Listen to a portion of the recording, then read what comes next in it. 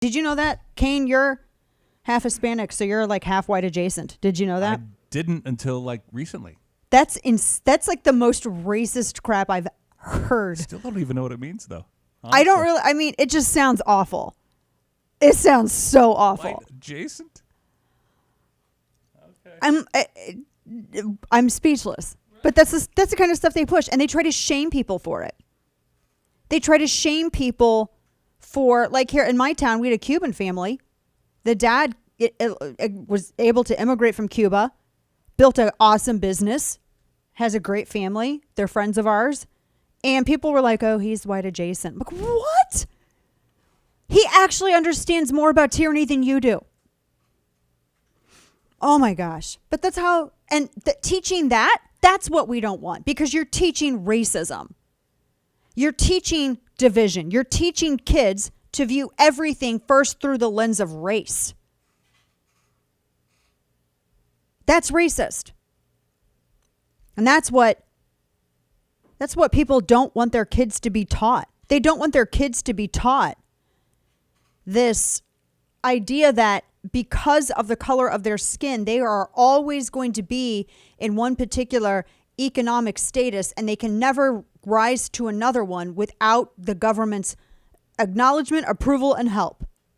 You're not only teaching racism at that point, you're teaching suppression. You're brainwashing people into thinking that who they are is somehow a negative, and that the only way that their lives can be improved is with big government. That's evil. And that's what this is. Critical race theory is evil. It is downright diabolical. And for those who say it's not Marxist, no. I want to play this. This is General Mark Milley. And I'm going to say this right here. I'm not going to preface every single time I disagree with someone who serves with this like pledge of fealty. Oh, I appreciate your service, et cetera, et cetera. We should be able as adults to have conversations and understand the nuance and realize that you don't have to say that as some sort of indulgence paid in order to express disagreement.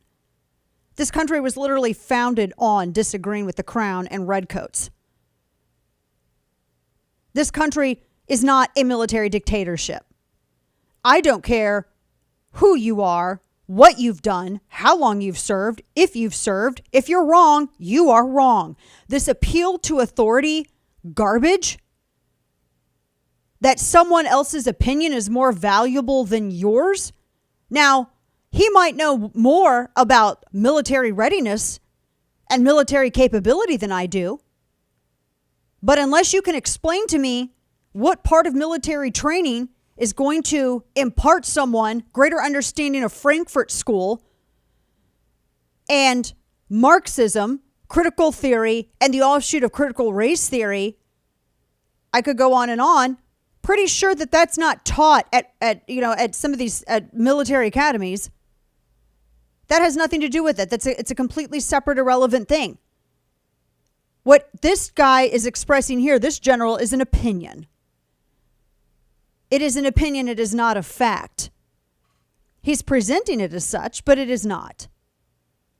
And I'm going to talk more about the meat of what he says. But I have to say this because every time I hate that from the left. The left only likes the military when they think that they can hide behind someone else's service as a way to shield them from disagreement or challenge to an opinion.